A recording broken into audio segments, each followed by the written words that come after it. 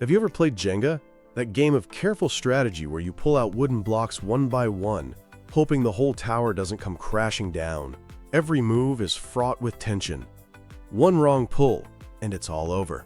Now, imagine playing that game, not with little wooden blocks, but with trillion-dollar policies that affect hundreds of millions of people. Imagine the tower isn't on your coffee table, but is the very structure of the nation's economy.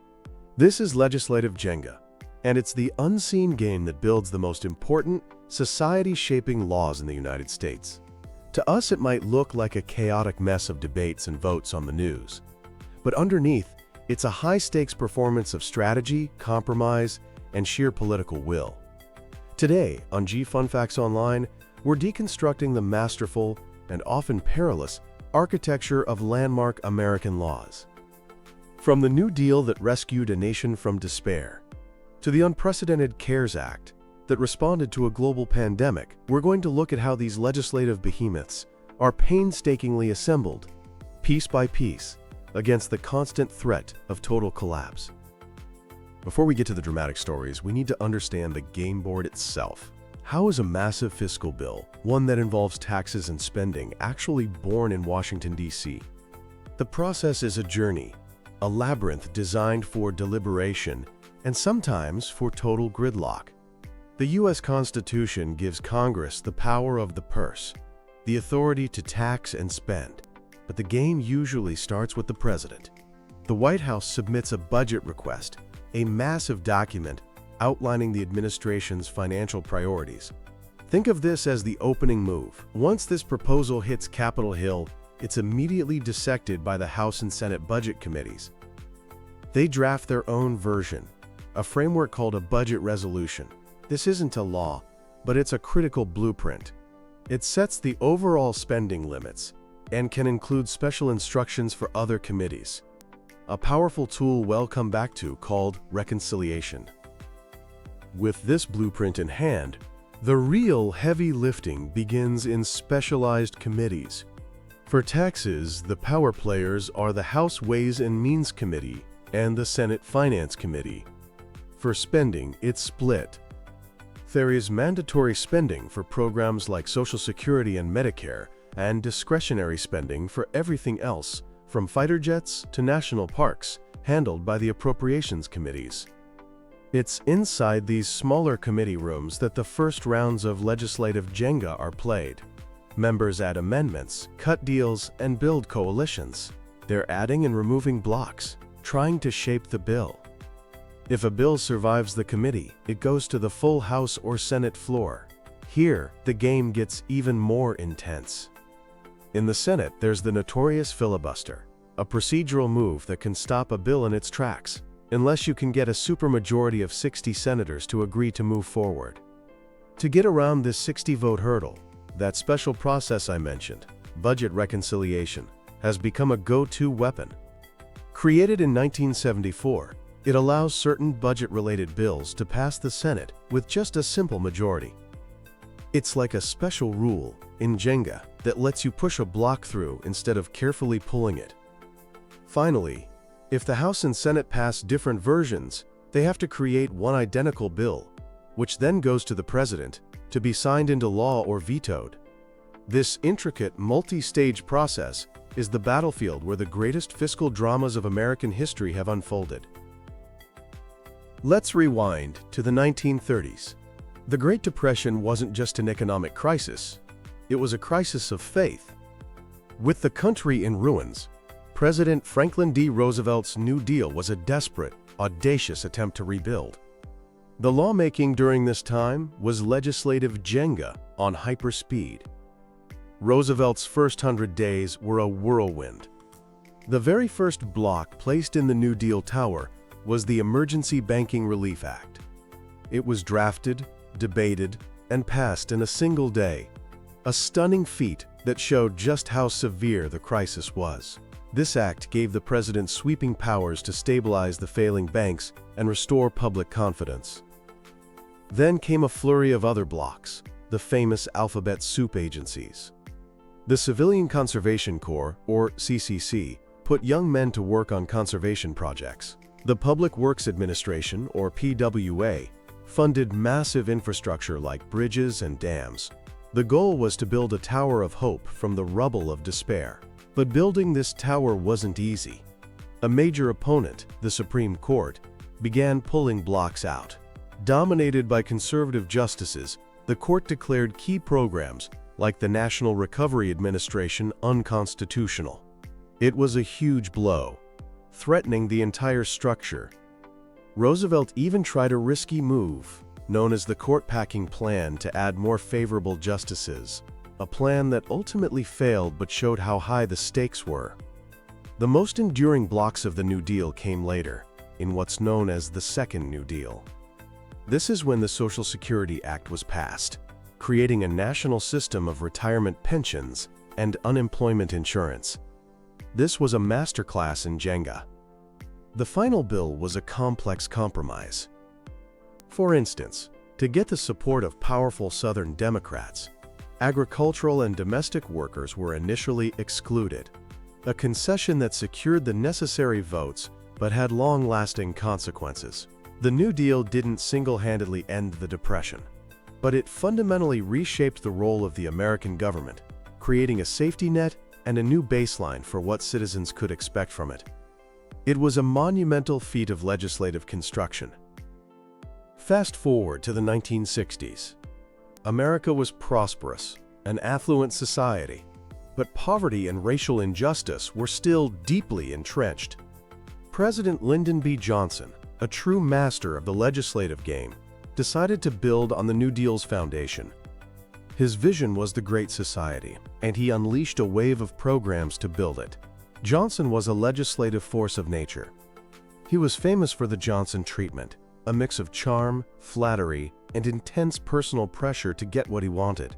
After a landslide election victory in 1964, he had massive Democratic majorities in Congress, the perfect conditions to start building his Jenga tower. The centerpiece was the War on Poverty. The first block was the Economic Opportunity Act of 1964, creating programs like Head Start for preschool education and VISTA, a domestic version of the Peace Corps. But perhaps the most significant blocks were in civil rights.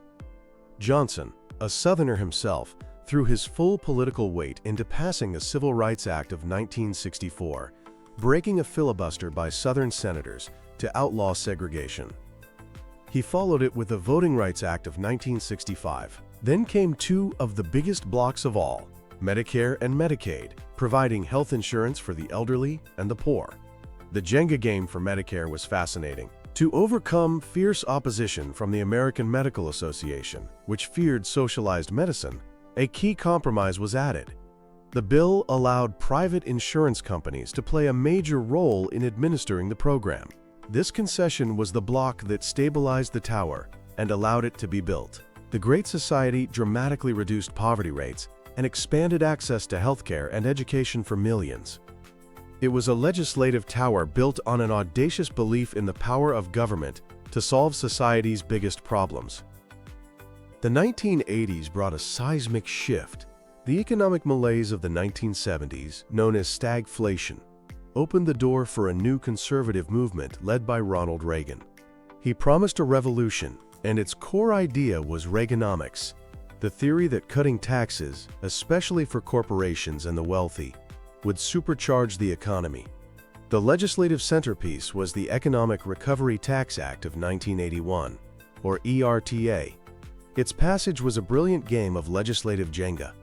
Reagan had a clear mandate, but he faced a Democrat-controlled House of Representatives. So his administration devised an audacious strategy. They targeted a group of conservative Democrats, nicknamed the Boll Weevils. To win their votes, the Reagan team added specific blocks to the tax bill, concessions and sweeteners that benefited the interests in those Democrats' districts, particularly for the oil and gas industry. While cutting these deals behind the scenes, Reagan, the great communicator, took his case directly to the American people through televised addresses. He sold the tax cuts not as a gift to the rich, but as a cure for a sick economy. This public pressure campaign was immense. The Democratic leadership in the House tried to pass their own, more modest tax cut, But the Reagan coalition of Republicans and boll-weevil Democrats was too strong. They passed ERTA, a stunning victory. The bill was a massive overhaul. It slashed individual income tax rates across the board and cut the top rate from 70% down to 50%. It was paired with deep cuts in domestic spending. The legacy of Reaganomics is still fiercely debated. Supporters say it sparked a long period of economic growth. Critics point to the soaring national debt and widening income inequality. But the story of its passage is a perfect illustration of how a determined president with a clear vision can play the Jenga game to fundamentally reorder the nation's economic priorities.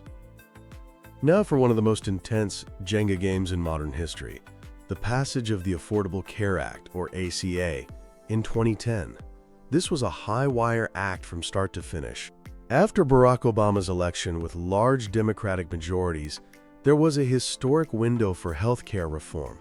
The goal was to build a sprawling, complex tower that could finally achieve near-universal health coverage. The architecture was an interlocking web of Jenga blocks. The three main pillars were new rules for insurance companies, like banning them from denying coverage for pre-existing conditions, a requirement for most Americans to have insurance known as the individual mandate, and subsidies to help people afford it. Each of these was intensely negotiated. The individual mandate was hugely controversial. To make this bitter pill easier to swallow, the final version included numerous exemptions and a relatively small penalty, a classic Jenga compromise. An even bigger fight was over the public option, a government-run insurance plan to compete with private insurers. Progressives saw it as essential, but moderate Democrats and the entire insurance industry were fiercely opposed. In the end, this block was pulled from the tower. It was a painful concession for the left, but it was seen as absolutely necessary to prevent the whole structure from collapsing. After months of debate, the bill passed the Senate on Christmas Eve 2009 with a filibuster-proof 60 votes. But then, disaster struck. A special election in Massachusetts cost the Democrats their 60th vote. The tower was teetering on the brink of collapse. In a final, daring move, the leadership used that special budget reconciliation process we talked about earlier. It was a complex and risky procedural maneuver that allowed them to pass the final version with a simple majority. The ACA became law, extending coverage to millions, but it remains one of the most polarizing laws ever passed, a teetering Jenga tower that is still a source of intense political conflict. Our final brief example is Jenga in a crisis, the CARES Act of 2020. As the COVID-19 pandemic shut down the world, Congress moved with breathtaking speed. In just a few weeks, they passed the largest economic rescue package in American history, a $2.2 trillion legislative lifeline. Normal partisan warfare was suspended. The key blocks were assembled quickly: direct stimulus checks to individuals, massively expanded unemployment benefits, and the Paycheck Protection Program to help small businesses. Even in this rush, the Jenga game was played. Democrats were worried about a corporate slush fund, so they negotiated a key block of oversight, creating an inspector general to monitor the money. It was a compromise that allowed the bill to pass with near-unanimous support. The CARES Act showed that in a moment of true national crisis, the gridlocked machinery of Washington can come together and build a stable tower, and build it fast. So from the New Deal to the CARES Act, the creation of landmark American law truly is a game of legislative Jenga. It's a delicate, fragile process of addition, subtraction, and strategic compromise. The final product, the law of the land, is rarely clean or perfect. It's a teetering, complex tower that reflects the messy, imperfect, and often frustrating nature of democracy itself. The architects of these bills, from Roosevelt to Johnson to Reagan to Obama, were all master players of this game. They knew when to push, when to pull back, and when to make the crucial concession that would keep the entire structure from toppling over. The legacy of these games is all around us. It's in our Social Security, our Medicare, our tax rates, and our healthcare system. These are the tangible results of a high-stakes process that, for all its flaws, is capable of producing profound and lasting change. As new challenges arise, new architects will step up to play.